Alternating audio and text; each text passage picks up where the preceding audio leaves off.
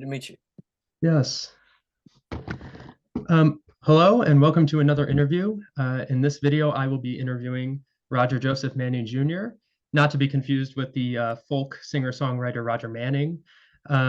Roger Joseph Manning Jr. has a prolific career and has been a part of countless bands and has been featured on countless albums. Some of these bands include Jellyfish, the Moog Cookbook, Imperial Drag, the Lickerish Quartet, and many more. Let me just start off by saying, well, Roger, nice to meet you. How are you?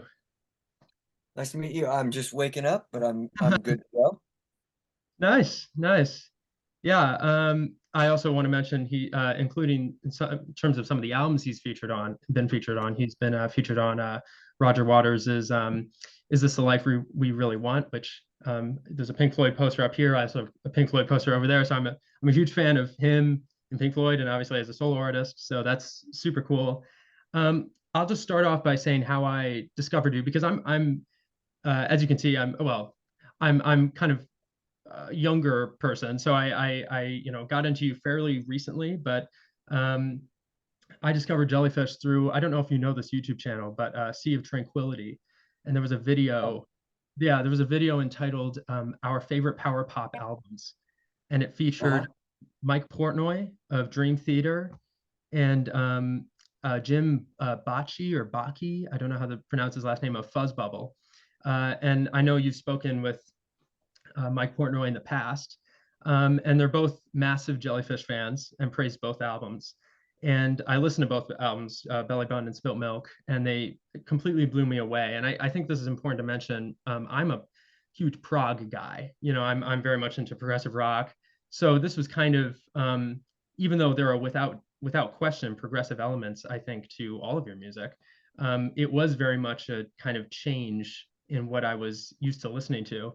Um, and then I realized there's a whole universe of albums that you've been a part of, that your bandmates have been a part of, which I just delved into and was completely blown away by. And your various projects also caught my eye. And just given the fact that I'm a prog guy and that your music has a lot of progressive elements, I thought to ask, do you have a favorite prog band or a hugely influential prog band? Um, well, it's hard to narrow it down to one. However, I don't like that many. In other words, I'm very happy the prog genre happened. Yeah. I think an incredible amount of music came out of it, but for me, it's really this brief moment uh on the British radar, and it's kind of like the bands that originated the genre kind of broke the mold for me. So uh, pretty much that golden early 70s era of anything by Yes or Emerson, Lake and Palmer or Genesis and King Crimson. I adore all that stuff quite a bit. Um, and then that evolves into the 70s.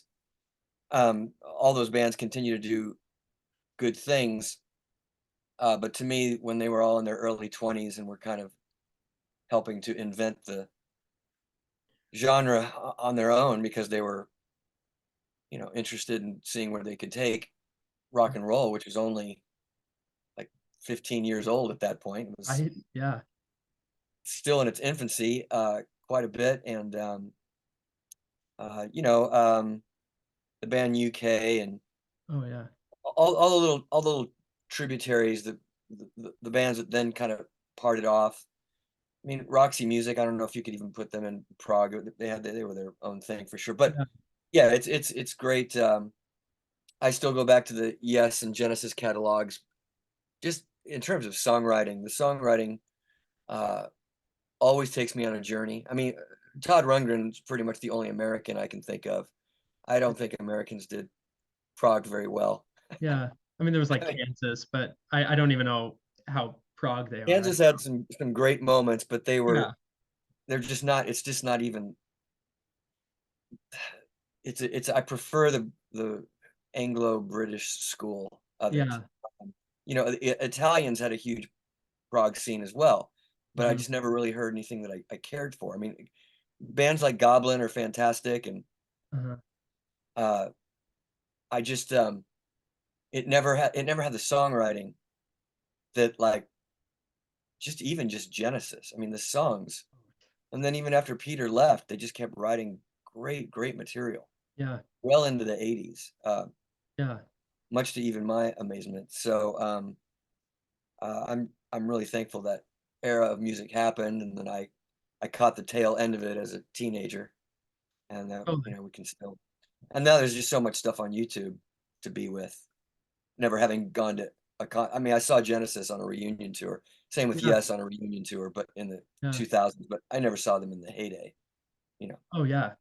No, it's an incredible resource that we have these, like, a YouTube, which is like a time capsule for all these great concerts that, like we can see Peter Gabriel performing with Genesis and all that kind of stuff. And it's funny that you mentioned, I think you, along with a lot of people, including myself to a certain extent, very much hold the 70s stuff in such high regard. And I think there's an argument that as progressive rock continued into the 80s and 90s and even till now, it kind of was regressive, not really progressive, in the sense that, it was kind of looking backwards and borrowing from previous influences. I mean, it depends on what your definition of progressive is, but I think, Well, yeah. I mean, you kinda said it. I mean, you know, Queen or Yeah. Jellyfish or I mean, even Steely Dan, what basically, it's the fun and sexually charged energy of rock and roll, but it's got too much brain in it. It's got too much intellect, Yeah. and that is a slippery slope. Uh, so few artists in that genre know how to just bring enough sophistication and intellect into it uh, to make it interesting and different than their peer group. Yeah. Floyd's another one, obviously. They had absolutely their own version of it. And there's a lot of great 60s psych rock before we even get into the 70s that, Yeah. again, that's when Yes and Genesis started, but Mm. and ELP with the Nice and stuff. But you get some really fun, interesting rock and roll that starts getting uh, intellectual and but at the end of the day, and I always say this about whatever genre we're talking about, whether it's disco or punk or death rock or have you, it's like, for me, it's always going to come down to the songwriting. To this day, I just think Genesis and Yes and artists like that um, were just songwriting masters. I mean, you can almost hear, having studied their music probably as much as me, you can almost hear like the Yes stuff, particularly in the early 70s, where it's like, oh, this was just a folk song that John Anderson brought in that Yeah. was fairly straightforward and had two sections with a beautiful melody, Yeah. as John wrote. And then he said, guys, help me finish this song. And they took this like 3-minute, two-section sing along, a very beautiful folk song, and just expanded it as far as their musical abilities wanted to take them. Absolutely. And often it was very interesting and fun. And not only as a musician who could relate to the interesting complications and cleverness, it was very clever. 10cc is another band that did that, even though Mm. stayed they stayed more with the 3.5 minute, 4 minute pop classic, but their stuff got really sophisticated and hyper intellectual. And again, it's always bordering onto their own detriment because you can just be overly showy and showboaty and acrobatics for the sake of acrobatics and showing off. And but you masters like Yes and Genesis, aside from a few detours, it was always serving the song. And when you're a little kid and you don't know that liquor and drugs exist, you like to be transported, Yes. whether that's at the movies or watching your favorite cartoons, um, can be anything, or going to a restaurant that's got decorations and things for the kids and stuff, and you like fantasy and being transported out of your regular 5-day a week going to public school. Hmm. And we left out Rush in this conversation too. Oh, yeah. Uh, the the bands that transported me were literally, mom said, "Hey, go clean your room. I don't want you to come out for dinner until your room's clean." Okay, well, if I'm gonna clean my room, it's gonna take 45 minutes because it looks like a bomb went off. I might as well make it interesting. So you needle drop on side 2 of or, record 3 of Yes songs, Yeah, right. and you can't articulate it as a child, but what you're hearing is literally creating this other environment Mhm. with just 5 people Yeah. playing the same instruments as most bands have had: guitar, bass, drums, keys, Yeah. vocals. But they're doing that. Genesis has the same version of that. Crimson has the same version. Rush, keys, sometimes keys not. My Yeah. point is the ability of these amazing artists, most of whom were not even 26 years old yet, to Yeah. in fact, I think when Genesis breaks up, I think the eldest guy in the band was 26 or something like that Yeah, after 25 or after 26. Lamb. Yeah. Yeah. Yeah. And that was very common. Most of these bands had their success before the age of 25. And my point is they understood through the power of harmony and composition. Some of them were very studied in traditional composition, others were not. They learned in the garage, their Mhm. friend. But they were able to transport me, obviously a lot of fans for all these years, Yeah. on this journey. And I always use the Roger Dean artwork as the Oh, yeah. perfect, almost ridiculously obvious analogy, Yeah. because for the entry level Yes fan, particularly if you're young and you know nothing about them, you Mhm. look at a Roger Dean poster and you go, "That's what I'm hearing." Yeah. Whatever I'm staring at this in this cartoon painting other world that he's created Mhm. in some far off galaxy, it's similar to Earth, but not really. It's too far out. It defies gravity and all Yeah. the laws of the universe and the cosmos. And it's entry level psychedelic for kids who again don't even know what drugs are or Yeah. what they can do in your body and with your mind. Mhm. And Yes becomes the soundtrack to a thing, like 100%, Yeah. finding each other simultaneously. Like the fact that they lucked into him, it's is mind blowing. Yeah.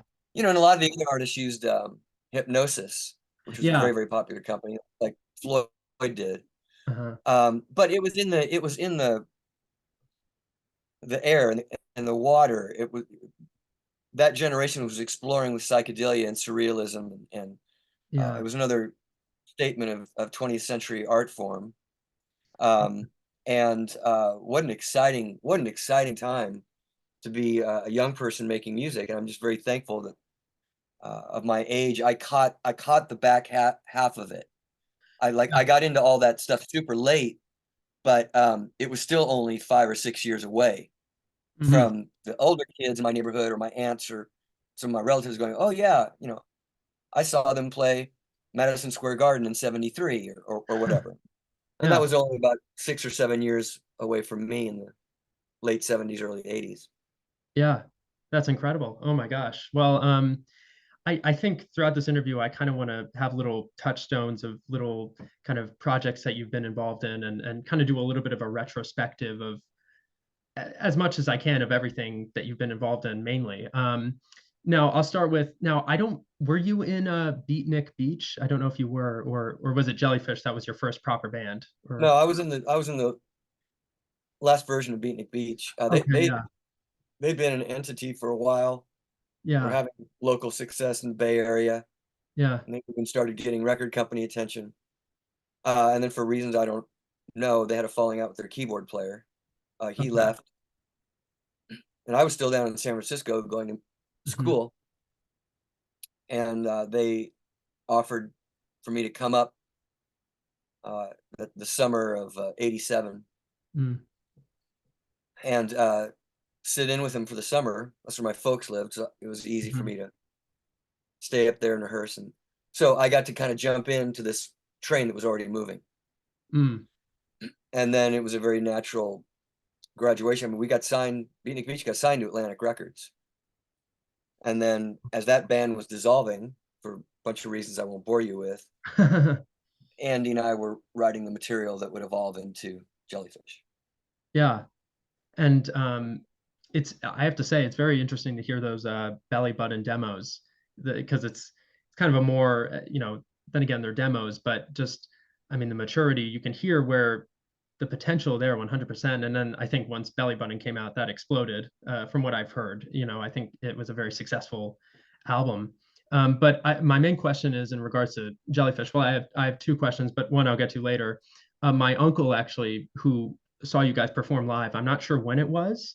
Uh-huh. He saw you guys perform 2112 by Rush. And my question was, are there any other covers that Jellyfish performed that are notable? We never performed 2112 by Rush. Really?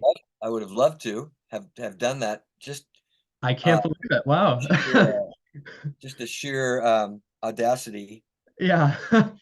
I don't know if Uh, it's like a section or he just said 2112 and I was we probably quoted it, like, okay, then but maybe I because we often did that with other people's music, just sometimes to get a laugh, sometimes to use as an intro to another song, yeah, to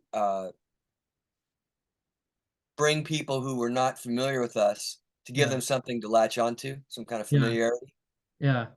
kind of suck them in with audio snippets. But I Uh, don't remember 2112 ever being a part of that. really? But Okay. that doesn't mean we didn't quote it. We definitely did not Yeah. perform it. I imagine it was probably like attention all planets of the Solar Federation, that kind of section. I don't know. Maybe. I, I I, that sounds great, but I don't. yeah. He may be getting us confused with another band at the time. Yeah, maybe, possibly. I don't know if he was on anything. I don't know. I but yeah, that was one question. And then the other question is kind of uh, a bit of a deeper, more profound question. I don't know if you have an answer, but I know that the Catholic Church was kind of a major part of your upbringing, and Oh, that's a left turn. oh yeah, yeah, left turn, yeah. But I'll bring it back. But I kind of was looking at the lyrics in Spilt Milk, and there's a lot of references. In fact, I think on every song you reference in some way, shape, or form. I don't know if you wrote the lyrics for it, but some sort of Christian practice, value, belief, or tradition. Would you say that Spilt Milk is kind of like a pseudo concept album about like mass Christianity, and it typically maybe the more negative sides of it. You'd have to ask Andy that directly. He Okay, wrote yeah. all the lyrics Oh on the wow. two albums. Okay. Sometimes he would ask for my opinion, and I would offer some constructive criticism, but I trusted him implicitly. I was a fan of his lyrics from Yeah. the start, um, and I all I can concur is that he absolutely played with a lot of Christian imagery Uh-huh. um, on the records in his lyrics, and uh, so be it. I mean, I would just remember like reading through rough drafts of his lyrics, and for me, they either resonated and I thought captured the uh, vibe of the music, and the lyrics and music complemented each other as they Yeah. should, Hmm. or they didn't. And if I had a concern or something, I bring it to his attention. But often, I mean, he just hit so many home runs Yeah. that I just was happy to let him do his thing. And plus, he was the guy. He was the guy that was going to be selling it. He was the one that had to get up Yeah. there and sing, which I absolutely respected that a lot for anybody who, Mhm. having written plenty of lyrics now myself. It's a whole whole undertaking that I never got into pop rock songwriting because of lyrics. I was always interested in the mechanics of the music making and what those structures were all about and how that would transport a listener. The lyrics to me, while obviously crucial in conveying a sentiment and transporting the listener to another place, um, often I saw them and the melody that the singer would be doing as another instrument. I just viewed it as an orchestra the whole time. Yeah. Everybody had their role. I often, particularly when I eventually got into having to write my own lyrics for solo material and so forth, Mm, um, I really enjoyed just using words that sounded good to sing. I mean, we mhm, were choosing to operate within the English language. yeah, If I was a Latin artist, I'd have to make another choice. But mm, I like the way so many of the vowels and English language uh, can translate and convey sounds. I mean, again, it becomes another instrument. And of course, so much of the music that's influenced me is, I mean, most of it's been British. yeah, It's, you know, it's, I'm so much more, and I know it's very often cliche hmm, to say, but I just relate so much more to what the Anglos have done and continue to do with the rock pop genre long before I was born and well after I showed up here. And yeah, oh, totally. It's very interesting to hear you talk about like vowels and different lyrics, how they sing well, because I'm actually this is a bit of a tangent, but I'm reading this book by Pat Pattison from he's a Berkeley professor, Berkeley College of Music professor, and he wrote this book called Writing Better Lyrics, and it talks kind of about that, how lyrics, well, as the title says, right? So it's very interesting to hear your perspective of that, because obviously you have written quite a bit of lyrics over the years. Um, Now, after Jellyfish broke up, I wasn't sure if it was it the Moog Cookbook or Imperial Drag that formed after Jellyfish, or right, like shortly after Jellyfish disbanded. well, Eric Dover and I, Eric being the second guitarist, Hmm. background vocalist for the second version of Jellyfish, Yeah. um, who was virtually a stranger when he came into the band. We met him through Tim Smith, our bass player at the time. And Eric and I, like all the guys in Jellyfish, shared a pool of influences and songwriters. And so, uh, in the ashes of Jellyfish falling apart, uh, Eric and I was experimenting, reaching out to all kinds of people, not aggressively, but certainly was doing that. And Eric was somebody who I already felt a kinship with. The only problem is that he was still living in Alabama, where he was from. Oh wow. But he had friends in LA, and he came out to LA, and we spent several months trying to demo song ideas and just feeling the situation out. And that eventually became Imperial Drag. But we went through a lot of song concepts and styles because we liked a lot of styles and could write in a lot of styles. And we're like, what do we want our focus to be? And that took a while. And our Hmm. focus, as you know, eventually became the Imperial Drag record. Yeah. Um, so that's how that happened. And then Moog Cookbook, but to answer your question, Uh-huh. so Eric, the process with Eric and Imperial Drag was slow, just for a variety of boring logistical reasons. But he, Hmm. we had to kind of leave one record company and convince another record company to invest in us. That Mm. was not a quick process. Mm. Nor do I think it ever can be. Eric had to relocate from Alabama, which was also an undertaking. Wow. Then simultaneously, a friend recommended that he audition for Slash, who was putting a solo project together, Hmm. almost as a joke. Like, well, of course you would get that because you're a great rock singer, even though Slash doesn't know who you are. Yeah. Uh, but gosh, maybe you should go try to do that because you need money to like come out and live in Los Angeles, Hmm. and you would get it, and he'd probably pay you very well to sing on his record or whatever. So it was like half joking, but like, well, Eric, you should try that. He went down, auditioned that afternoon, and got accepted like the next day, Wow. Oh my which was gosh. anybody who knew him, that wasn't a surprise. Yeah. Uh, and in my naivete, I thought they're going to go record, probably play some local showcases, because in my mind, I didn't think that like Guns N' Roses had broken up or anything. I was Mhm. like, well, okay, Slash is going to put out a solo record. That's very common. But that ended up derailing Eric's attention for about a year. Mm. So it was fairly successful for Slash.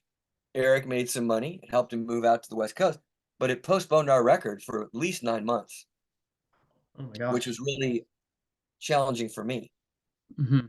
because I after Jellyfish broke up, one of the ways I nursed my wounds and tried not to dwell on how sad that was to get involved in some other activity. And so Imperial Drag was my main focus. However, in Eric's absence, another person who I was newly acquainted to and developed a friendship with was Brian Kehoe.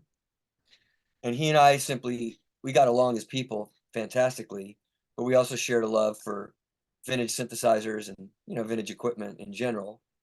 And then this was in '94, so this was kind of before that fad took off. Mm. And so we enjoyed basically treasure hunting together for weird keyboards and other instruments, guitar pedals, and so forth. And we had amassed this incredible collection of vintage gear, and we decided to have some fun and take all this equipment that nobody cared about but us. I mean, synthesizers were still very taboo unless you were like in an industrial band like Nine Inch Nails or something. Um, Uh, nobody else cared about synthesizers. In fact, they were too reminiscent of the '80s, and people were trying to leave the '80s behind, particularly my generation. Um, and so Brian and I, like for fun, would just screw around and record song ideas. And we said, hey, let's do some covers the way there was that genre in the '60s of the Moog synthesizer covering the Beatles or covering classical music or covering there's so many covers albums of the Moog synthesizer plays the hits of the Rolling Stones. I mean, it's a yeah. surprisingly large genre. Hmm.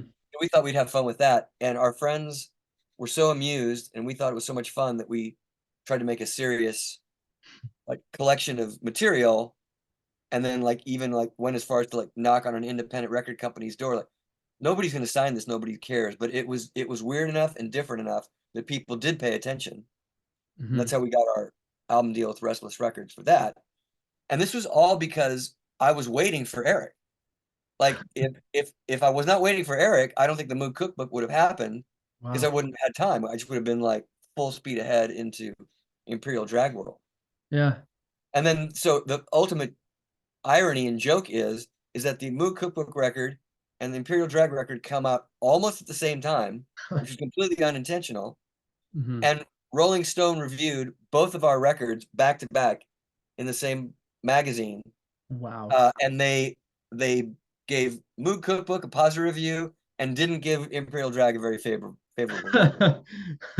And so all my bandmates in Imperial Drag were like, "This sucks. This is a bummer." And I was like, "Yeah, this sucks." It was like, and I'm happy they love the Moog Cookbook. It was Yeah. like, Yeah. I never understood the kind of more negative reviews of Imperial Drag because I'm a huge fan of that album. And I was actually going to ask in terms of like some of the songs, like I'm thinking of like songs like Cross-Eyed, Breakfast by Tiger, Kiss It All Goodbye, and Stare Into the Sun. They have like a very heavy, they capture like a heavier side of your music, and I almost hear like bits of like Led Zeppelin, like House of the Holy era, or like glam rock, as you mentioned before, like Roxy Music. Were those kind of bands that maybe you were channeling on that album? well, it was very conscious to explore writing more in a heavier side of things. Yeah. This is all music that I've been inspired by for a very long time. Some of the bands you named, Hmm. certainly during Jellyfish. Yeah. And we explored that a bit in Jellyfish, Hmm. not as much as I would have liked to. So that's why it was very easy to go there in Imperial Drag. Hmm. That was absolutely conscious because I felt that there were lots of song ideas had that I had in a more guitar-driven, heavier Hmm. uh, way. Um, and Eric was quite good at that with his own version of that. So we made a good writing team at the time. Yeah. Absolutely. And you probably get this question a little bit, but I feel the need to ask it. Do you think that Daft Punk stole the Moog Cookbook look, or was it just a coincidence? I think it was inevitable. I know for a fact, you know the band Air, right? Oh yeah, yeah, yeah. Moon Safari. They're Yeah. they're French, and they have been friends with Daft Punk and other hmm popular French group because it was kind of a scene in Mm, the mid to late 90s yeah. that was happening in Paris with instrumental, kind of DJ culture, but just hmm a rediscovering. It was going to happen inevitably with hmm my generation, which was rediscovering a lot of the keyboard driven music stylings of hmm the set 60s and 70s, of which there's everything from disco to ambient. Uh, you know, anyway, so we met Brian and I. The Moog Cookbook became a great way to meet a whole different community of artists that maybe would have not liked Jellyfish or Imperial Drag. hmm One of those being the band Air, and they reached out to Moog Cookbook to do a remix of Kelly Watch the Stars, which was their Oh, second single, yeah, which was this incredible. That was very hard to do before the internet. yeah. So it seems like such a no-brainer that like people in Japan can talk to people in Italy, can talk to people in New York. Yes, but you had to put great effort forth. And there was not a lot of channels. Like maybe the managers would have a way to get in touch with their manager kind of thing. Mm, But you're not socializing on the internet and going, I really like your record. Oh, I like yours too. We should do something together. That was really not happening. yeah. Um, and it kind of came through business connections. And so thankfully, we got to know them through our remix. And that's how Brian and I helped them form a touring band because they Mm, didn't have, according to them, they didn't have musical acquaintances in Paris that they felt would be a good backup band. And they weren't really interested in touring anyway as a duo. hmm And they told us, they confided in us because Daft Punk exploded on that first record, hmm which is really amazing because they didn't relate to anything. They weren't part of any scene. hmm In fact, their very first single had nothing to do with the dance house music, like Fatboy Slim, Big Beat, house club stuff that was happening at the time. Um, they had those elements on their record, but the first single wasn't that at all. It was quite a slow tempo song. Yeah. And on their first album, we know what they look like. They took pictures where you can kind of see them. Sometimes they try to get obscure about it, like they were trying to be like a mystery. hmm And the Air guys told us everybody in Paris loved Moog Cookbook. We saw the outfits, we loved all the synthesizers and drum machines, and even though you guys were more playful, you weren't like a hard disco club band, people still liked it. And we were blown away. We're like, Yeah. wow, that's more attention than we got in America. And hmm they said, so that's why we reached out to you to do a remix. And he goes, everybody knew about you. And they said, Daft Punk decided to wear their helmets because they saw your helmets. Only they had more money to make fancier helmets because they wanted to be incognito. Yeah. They wanted to be elusive and mysterious. And they saw that that was a perfect way to do that. Now, the ultimate irony to all this is there was a band in France in the 70s called Space, Mm, and they were like a straight up disco band. They yeah. weren't, people in France knew about them and probably in Europe, but Americans never heard about them. They weren't very popular. Like ABBA, who was from Sweden, Uh-huh. was an internationally famous disco band. hmm Space was not, but Space dressed in spacesuits. Wow. In fact, there is an album cover where they almost look like they have Moog Cookbook, the same spacesuits. But we wouldn't have known that because we didn't see any of their records in the United States. Oh my And God. eventually we found some of their albums in the US, but it was just from like thrift stores and record collectors. Because again, pre-internet, you, Mhm. you had to like find this stuff at swap meets and things like that. Yeah. And I'll never forget, Brian found one of the records. He goes, look at these guys. And they were from like 1976, 1977. Wow. I go, well, people probably are going to think that we stole their look. And Brian Yeah. goes, yeah, but we didn't even know who they were. Yeah.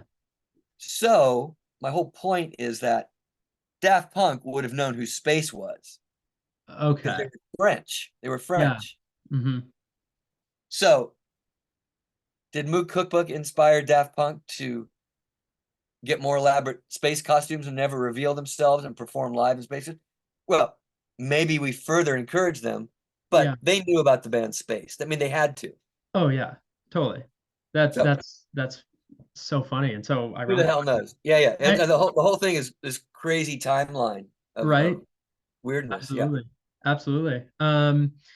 Now, in terms of your solo albums, your debut solo record, which for me is titled "The Land of Pure Imagination," but I think in other parts of the world is titled "Solid State Warrior."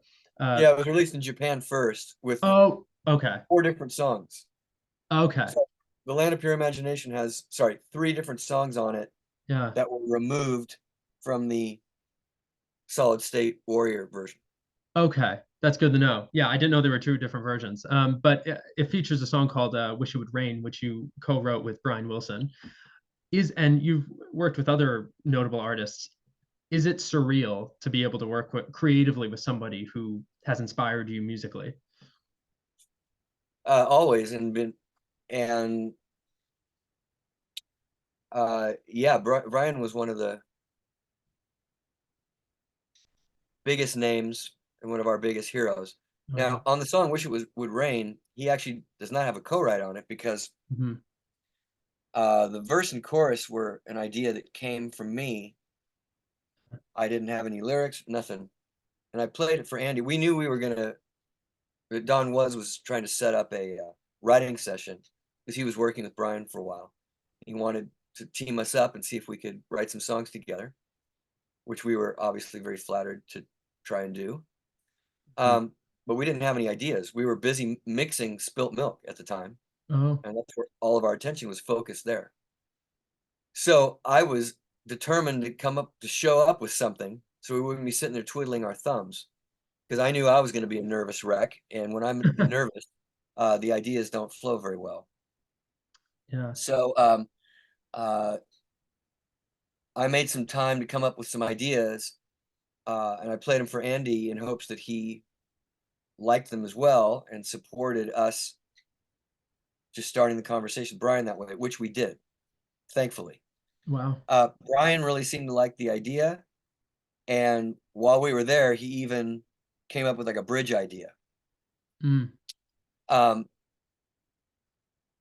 what, 13, 14 years later, when I finally decided to try and record the song, I decided that the bridge idea was not working for me, and I wanted to try to just create another version of it, Yeah. which I did, and I fleshed out the song and I wrote the lyric because again, there were never any lyrics for it.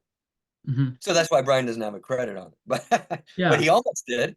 It's still What, cool. Yeah. what happened was is that he had to literally it was we got there at about noon or 12:30 in the afternoon, sat down at the piano for about a half hour, Hmm. played with this idea, and then around 1:30, one of his assistants told him, reminded him it was time for him to take his nap. So he got up. He said, "Thank you very much, guys. I got to go take my nap. It's nice meeting you. We'll have to do it again." Well, that never happened because him and Don seemed to have had some parting of the ways, and I Oh, don't think Don ended up producing. I think they worked together and experimented, but I don't think he ended up producing anything for him. oh my gosh. Ended up on an actual record or anything. So that whole thing exploded. It just dissolved, Yeah. evaporated into thin air. Very, very sad because it was almost like, don't tease us with this if it's not even going to happen. Yeah. But So nobody knew. you didn't know that was going to be the last time you No. worked with him. In, Okay. in fact, Wow. in fact, it went so well, we assumed there was going to be more. Oh my gosh. Wow. Yeah. And also I think I definitely know on your debut album as well as Catnip Dynamite, you play most of the instruments and sing on your solo albums, and I think you even produce them. Is that correct? Um, Yeah, I mean, part of the experiment was to try and do everything myself, for better or for worse. yeah. Uh, with consecutive solo EPs and things, and even the Lickerish Quartet, I wanted to invite other people in to do this or that, Mhm. and then the Lickerish Quartet. Obviously, that was a three-way. Mhm. That's very post Jellyfish. That was the Spilt Milk Band taking a time machine and Yes. trying to do something, 'cause, the 3 of us had never had a chance to write together. Uh-huh. We toured the world together, and in the case of Tim Smith, we recorded some music together. We'd Yeah. never written original ideas together, other Mhm. than a few experiments from the road. Yeah. Uh, so that was a very rewarding project that I'm glad, especially since COVID and lockdowns happened, that we had to do. The fans seemed very receptive and thankful for that music. But Absolutely. yeah, to answer your question, yeah, uh, Solid State Warrior and Catnip Dynamite are almost all entirely me, aside from John Yeah. Paterno, who mixed the recordings for me and did a fabulous job taking this pile of stuff that I threw on his lap and helping me make sense of it all. Yeah, because I think like some of my favorite solo albums, I'm thinking of like Elias of Sun Hillow by John Anderson or McCartney by Paul McCartney. It's pretty much all the artist doing everything. And I guess also I wanted to ask, was it a challenge to do that? Was it a challenge to play every instrument? Because even if you're a multi-instrumentalist, you're maybe this is true for everyone. I think you're not always going to be perfect at everything, but was it a challenge to play most of the instruments? Yeah, Yeah. absolutely. Uh, I can hear all the bass parts and guitar parts in my head, but I Uh-huh. don't have the years and years of practice and dexterity on the instrument. So I mean, every time I knew I had to play a guitar part, I would get an idea like, oh, I think that idea will work, Uh-huh. and then I'd be like, ah, fuck, I gotta play the guitar, and I knew that was going to be like a 3-day process to get a part that I believed in that worked, a good sound that was doing what I heard in my head. Mhm. Um, and that's just the way it could. But that again, that was part of the experiment. I Mhm. was daring myself to uh, make that happen. Mhm. Um, I'm super glad that I did it. Yeah. Um, but I mean, and again, I wouldn't trade those experiences. But you know, uh, I mean, in the case of Catnip Dynamite, a year went by, and I was like, "Wow, I'm so proud of the music I've just made here." And I don't have any money to pay my bills. Right, because Oh I my was in gosh. my workroom. I wasn't out doing session work. I wasn't touring. Yeah. I wasn't getting paid to do musical jobs. Yeah. Um, and I'm not saying it was that black and white, but it was like, you get lost in your world, and I'm no different than anybody else. I still got to balance the budget Uh-huh. and keep a roof over my head and food on the table, and so that's why the world has not gotten a solo album from me every year. Yeah. It's not cost effective. Exactly, right? Yeah. So Yeah. I try to get them out when I can amidst Yeah. all the other work that I'm very grateful for, but Mhm. that's kept my lifestyle happening. Absolutely. I have one more question in regard to the solo career. Um, uh, you released a solo album in 2020 during, I imagine it was probably, lockdown affected it in some way. But I'm a big fan of Glamping, your most recent studio album. I actually listened to the Radio Days Deluxe Edition with the extra live tracks and some other Yeah. studio material. But one of my favorite songs of yours is the I mean, most of your songs are very piano driven, but this is kind of more of a piano ballad kind of song. I'm Not Your Cowboy. That's one of my absolute favorite Oh, songs that you've thank done. you. Um, Tell me a bit about how that song came together because for me, it just sounds like it came together so smoothly. I don't know if that's true or not. Well, no, I'll tell you the story because there's never, since you're interested, Yeah. it's never a one size fits all. There's never just one way of doing this stuff. Yeah. I distinctly remember, I think it was 2009, somewhere in there. Often, it can start with like, I'm supposed to go down to the music room to work on somebody else's project. Turn Mhm. on turn on all the instruments and everything, and you just hit a piano chord, or it's late at night, and you know, you, you just hit a piano chord or something, and it's an interesting shape, and then one chord leads to two chords, and basically what happened was I came up with that first intro progression, which is Yeah. just the the first four chords that you hear. Yeah, And it was nice and moody to me. because it has that I like chromatic. the mood.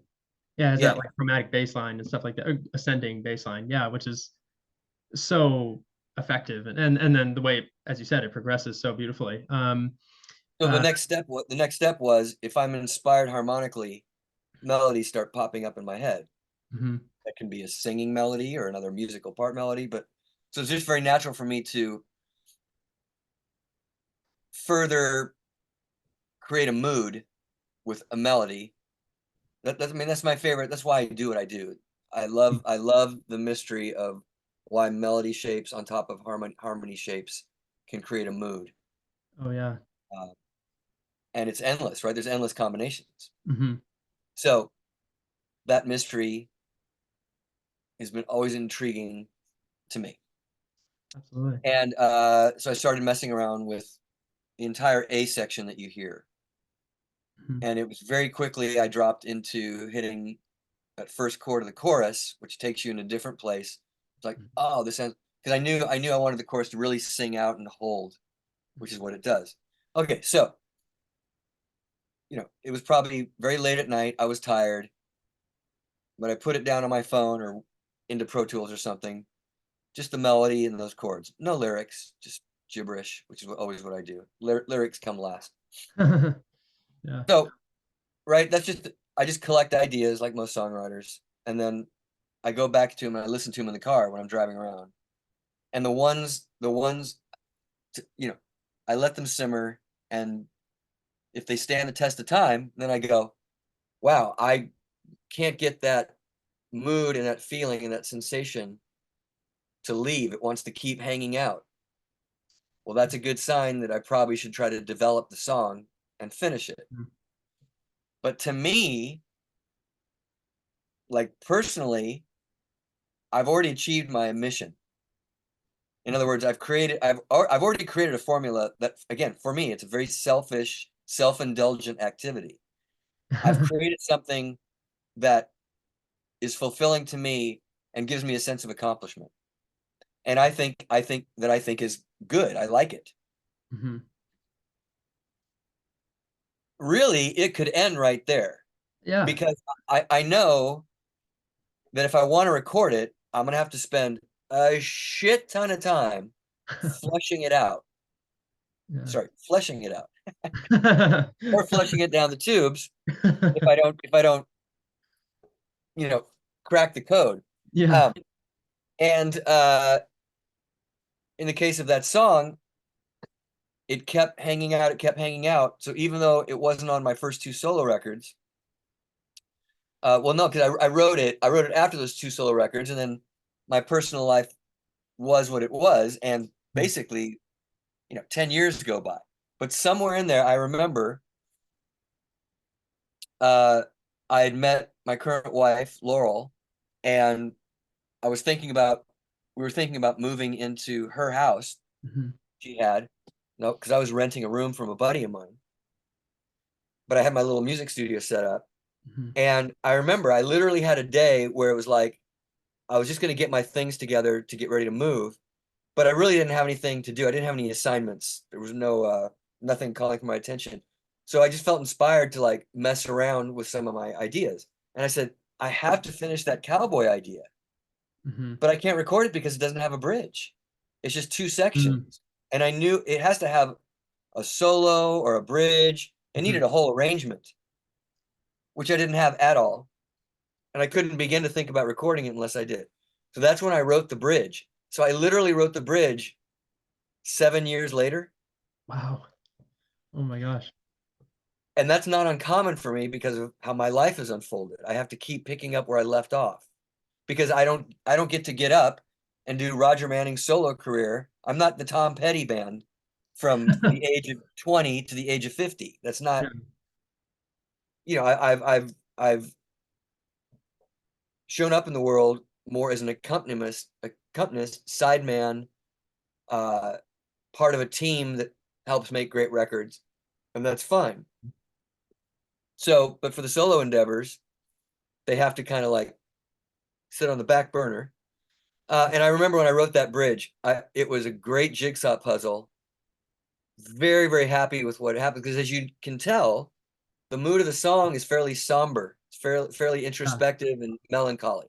Hmm. But the bridge, the sun comes out. Yes. Full harmonic change.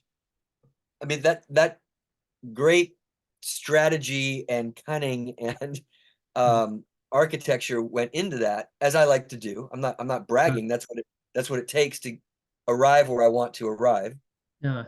I was very happy when I finished it. I was like, this song can be recorded now because it's now the idea is complete. Yeah. Um, so I'm glad it had such a positive effect on you.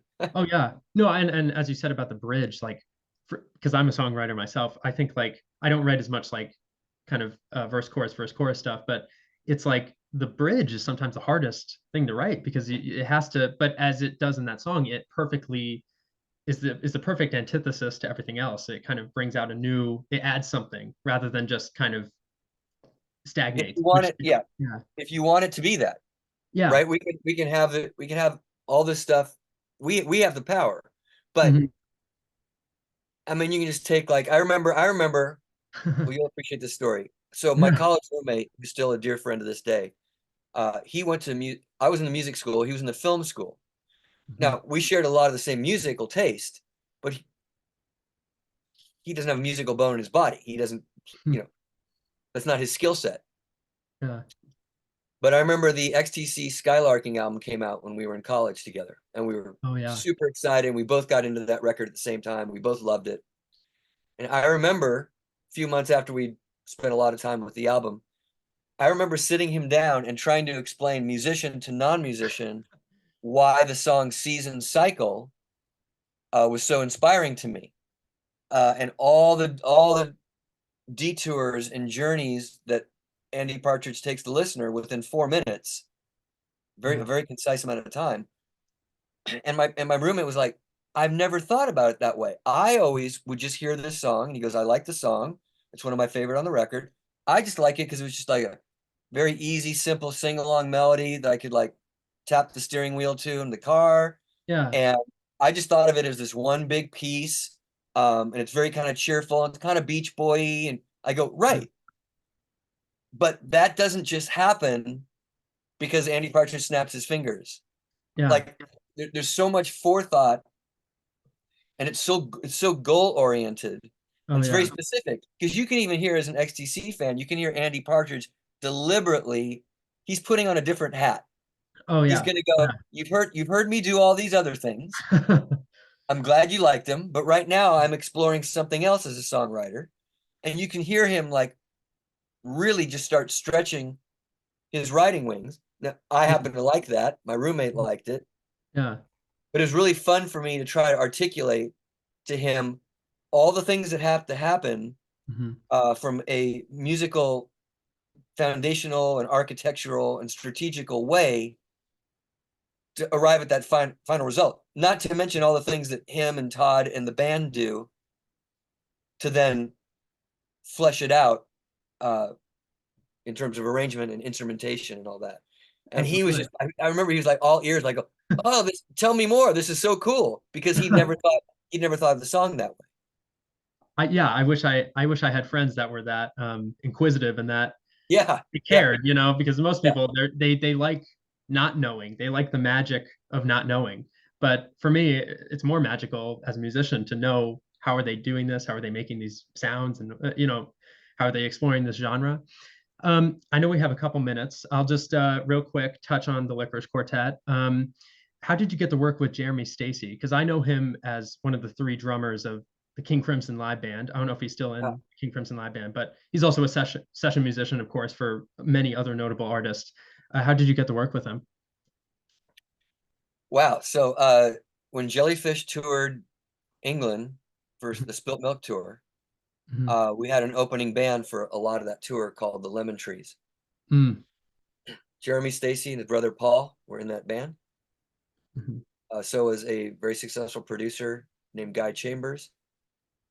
It was a great combination of young British musicians, none of whom we knew. Mm. And even though Lemon Trees was not around hardly at all, they didn't have any success. A lot of the people, like the Stacy brothers, Mhm. went on to do incredible things in the international music scene. I was going to say just in the UK, but Mhm. they're internationally known. And we just kind of stayed in touch over the years. Mhm. Uh, Especially with Jeremy because he's played with so many American acts and toured with so many. It just as musicians kind of rise through the ranks, the families of people get smaller and smaller. Well, within an age group.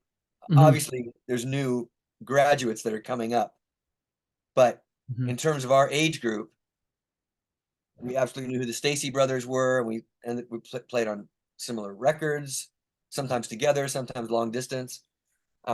Tim Smith and Jeremy toured with the Finn brothers together. Mhm. Um, from Split Ends and Crowded House, and Tim and Jeremy worked with Sheryl Crow together. Um, on and on and on and on. So I'm sorry to say I have not worked with Jeremy in the last 25 years as much as I would have loved to. Uh, so it was very clear to all three of us in needing uh, a drummer to help us flesh out our ideas. Mhm. He was the guy, Mhm. without a doubt, because we knew his influences and what inspires him. And he's Mhm. a very, very well-rounded musician. Yeah. He and I share an enthusiasm of like legit jazz, but we're also obsessed with 60s psych pop, Mhm. and it's on and on and on and on. And so you can have these conversations with people. You can play a song and go, you can get really kind of Keith Moon crazy with a 60s kind of swing in here, but don't forget to lay it down in the bridge like John Bonham. Yeah. I'm just saying something very obvious for the sake of this conversation, Mhm. but nobody's scratching their head going, "What are you talking about?" Yeah.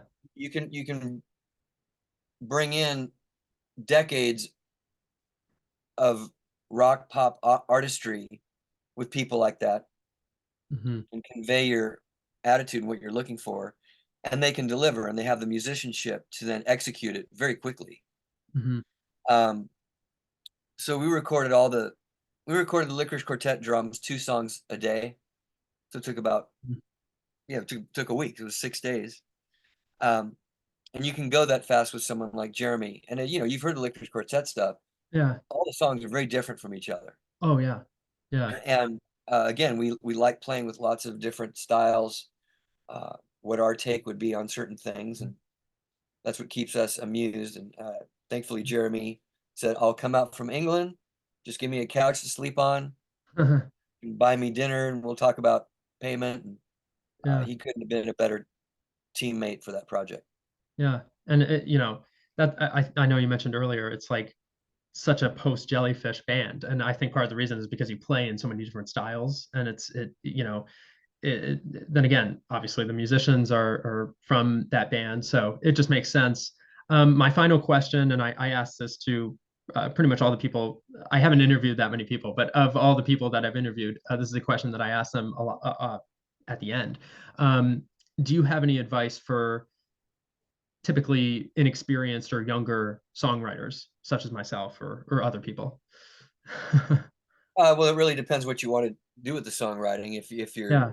goal is to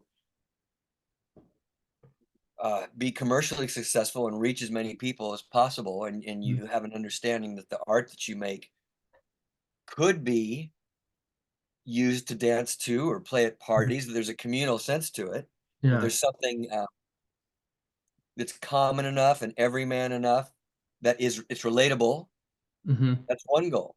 If you want to write songs for yourself and your girlfriend and your dog, that's just as commendable, but it's a different, there's going to be different criteria. Yeah. Uh, so it's really what the songwriter's intention is. Got to be very Hmm. clear about your intention. Um, and then when you're clear about that, uh, my only advice is that you know you know who your heroes are, at least at this point, or Yeah. you would be aspiring to do this, right? Yeah. Not that you won't discover other artists and other songwriters, and Hmm. then you'll continue to incorporate their influence. But in the beginning, you already know who like your 4 or 5 heroes are. Hmm. Well, there's no mystery to any of this. You lock yourself in a room and you explore with original ideas, until you finally get one or two that you go, wow, that's really good. Yeah. That's based on what works for me and what I hold in the highest esteem, you know, who as the greats. I think this song idea that I just came up with is on par with my heroes. Yeah. Now, easier said than done. Most of us, you know, we all know a lot of very conceited and sometimes rightly so, uh, arrogant, super confident, almost to the point of it being obnoxious artists.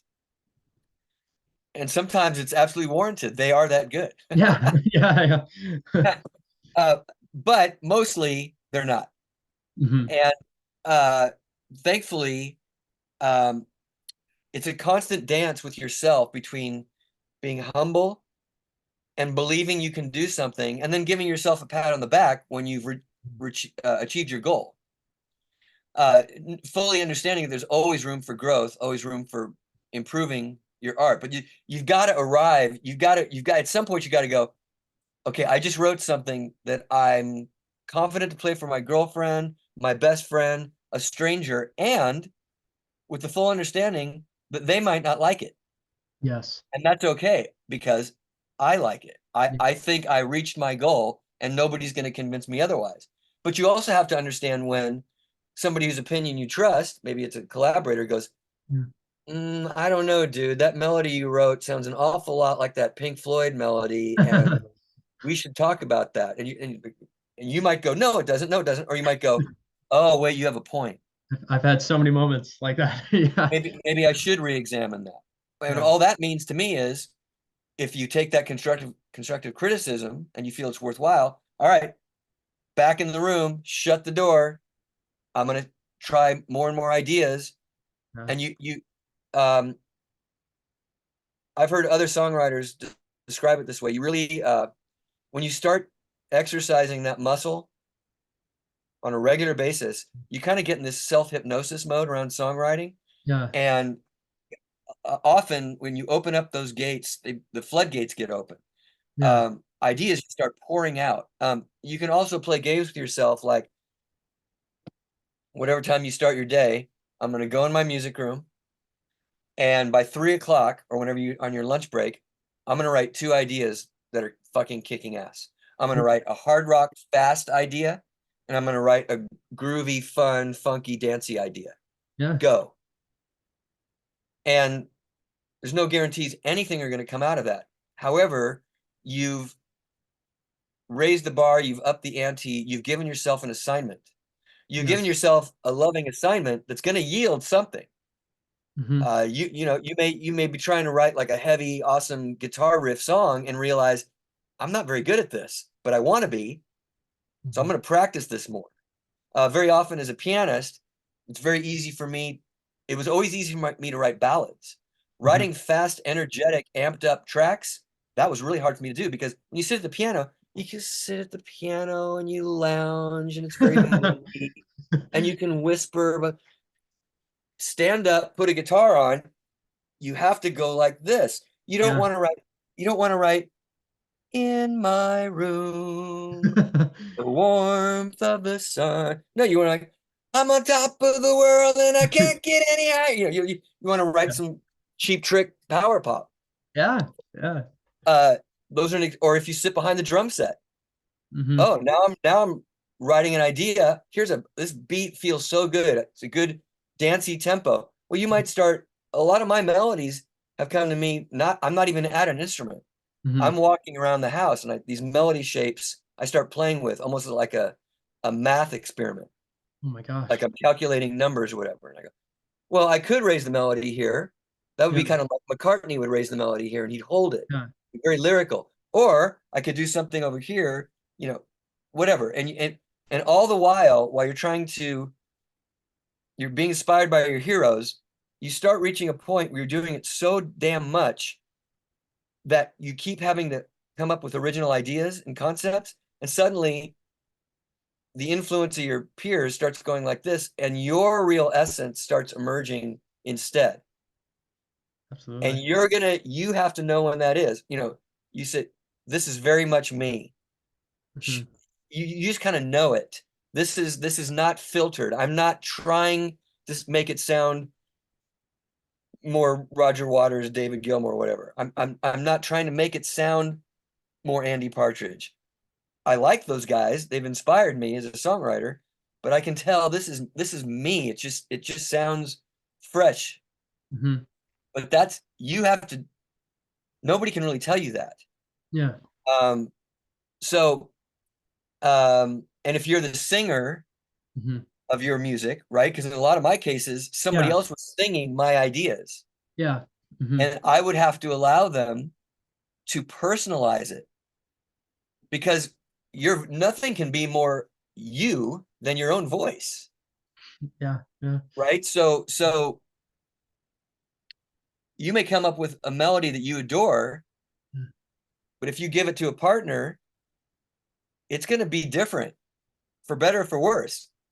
That person may improve it in a way you never thought possible, or you may go, they're not quite getting the vibe. They're singing the right notes, they're singing Yeah. the right rhythm, but it's a different sentiment. Yeah. So these are all things that nobody talks about. Uh-huh. All the nuance of any of our favorite songs. Well, one of the greatest educational moments for the world of songwriters was to watch the 9 hours of the Beatles documentary. Oh my gosh. Yes. Yes. Because how many of us who've been Beatles fans all our lives went, oh shit, I didn't know that's how they got there. Yeah. And it looks in some cases it happened instantly and spontaneously, and other times it was like it took for fucking ever, Yeah. very Yeah. drawn out. Yeah. Because there's no one right way to get to the finish line or crack the code. But when you've arrived there, you know it. You're like, that's solid. Hmm. There's something here that we'd be fools to just throw away. Let's develop this. Absolutely. So the answer to songwriting, you just do it until you fucking tired of it. Just like you keep doing it. You're just exercising that muscle. Every day you go to the gym. Yeah. Hmm. If you're interested in creating original content as a songwriter for your band or your solo art. And one final story on that note that I love, and I only heard this story like 2 or 3 years ago. Apparently, uh, in the early 70s, yeah, maybe it was mid to late 70s, the Kinks were still a band that was out, getting on the radio. They were even on MTV. Hmm. But it wasn't the 60s Kinks, it was this late 70s, early 80s version of the band. And they were being interviewed, I think, by Rolling Stone, by a younger person who wasn't around for their 60s stuff, which her whole, if I understand it correctly, was something like her whole angle was she was doing like this, the heyday of the 60s and the flower power and the psychedelic rock and the sexual liberation and that generation and blah, and the music that was that generation. So she had the Kinks as one of the people she was going to talk to. So she's talking to Ray Davies and she goes, so tell me, what was it like? You were there in swinging London in the late 60s, going to all these acid parties. Everybody was freaking out, free love. It's everything that what was it like? Because you weren't in the San Francisco flower power scene. You were in swinging Carnaby Street, London. He goes, I'll tell you what it was like. Because you're right. I was of the age, and that's where I was making music with my friends. He goes, I was lucky if I went to a party once or twice a month. She's like, what do you mean? That was the party time. He goes, yes, it was for a lot of people. He goes, I was locked in my flat trying to figure out how to write a song to get on the charts with my heroes, the Beatles, Wow. because we didn't know how to fucking get on the radio. Yeah. And he goes, I was the main songwriter in the band, and I was going to figure out how to do this. And he goes, and I sucked, and I just would lock myself in my room, and I would just find all my friends are going out, they're dating, and I'm like sitting there going, no, that sucks. That sucks. I got it. Oh, that's pretty good. Maybe I'll develop, you know what I mean? He Oh goes, yeah. I was trying to figure out how to be a songwriter. That's what I was doing. And her whole, he burst her balloon Yeah. because that's not very interesting. That doesn't really make for a good article.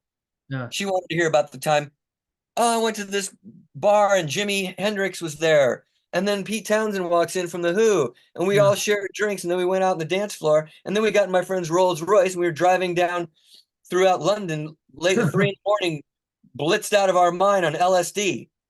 Well, of course that should happen too, but Yeah, he's just saying it didn't happen for me nearly as much as you think it did because yeah, I was trying to be a successful artist. You know? yeah. And for the general public, that's maybe not entertaining, but for artists, I think that's such a down to earth thing to say. I mean, it's so, I mean, It is. yeah, totally. Well, I'm gonna wrap it up right here, but thank you so much for this conversation. It has been such a pleasure to talk to you, and I Well, will continue to listen to all your various projects or solo. Do you have any solo stuff that you're working on at the moment, or?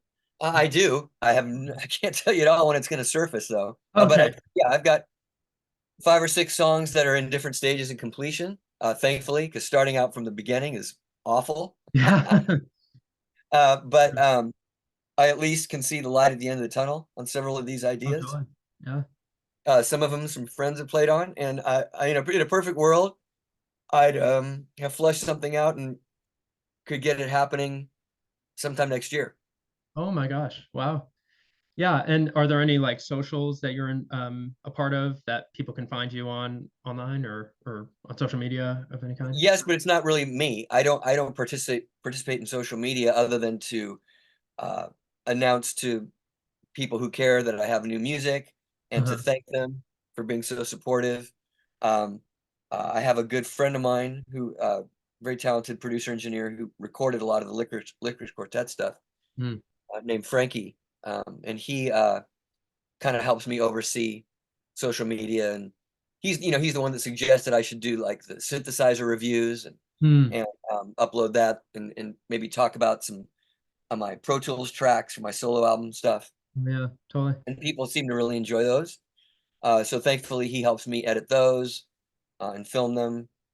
Um, but if you went to my Instagram today, Hmm. most of the posts would probably be from several months ago when I Hmm. had the Radio Days EP Hmm. coming Yeah. out, talking about that and announcing that. Yeah. But I mean, I it's a miracle that thing even came out and it has 4 new songs on it because 2018 was the last time new music came out. So I'm very happy on the other side of COVID and Lickerish Quartet and everything, and just getting back on the road with Beck that I was able to squeeze 4 more songs out. Absolutely. Well, then again, thank you so much for this conversation. And yeah, I hope you have a nice rest of your day and take care. So, yes. Thank you for a very fun interview. I like all the different territory we covered. Oh, yeah. I tried to, then again, I tried to be kind of retrospective of your whole career. And I didn't want to talk too much about specific things because I know I probably could have, but it's a wonderfully eclectic career, I have to say. I mean, it's kind of, It has been that. yeah. I my musical skills and the doors of opportunity that have been opened for me have been so incredibly random, Oh taking me to places I couldn't have imagined, and I'm eternally grateful for my all of gosh. it. Yeah. And uh, best of luck with these musical interviews that you're doing in your Oh, thank channel. you. Yeah, thank you. I've mostly interviewed kind of, then again, progressive rock people. I interviewed a Uh, YouTuber who reviews music who inspired me. So I'm also trying to branch out in that but it's you have to build your way up. The beginning, as you said, like the beginning of writing an album is difficult, and the beginning of doing kind of anything is difficult. But once you get a flow for it, it hopefully will come easier. But yeah. Anyway, thank you so much, and you're welcome. maybe we'll meet again sometime in the future. I don't know. I don't know if you're Hopefully, touring. where are you located? Green Bay, Wisconsin. Okay. Yeah. Yeah, unless Beck's coming through town, I'm not in that neck. Yeah. No, Uh, that would be awesome though. but Yeah. we're supposed to play some shows this summer, so we'll see. Okay. Absolutely. Yeah. Well, then again, thank you so Um, much. Yeah. yeah, send me the links when you're gonna post all this stuff, and I can give it to Frankie, and he can put it on my socials, et cetera, et Oh my cetera. gosh. Well, thank you so much. Yeah, and I'll give you the link for that. But yeah, thank you so much and take care. You take care. Best of luck and everything. Yes. Thank you. You too.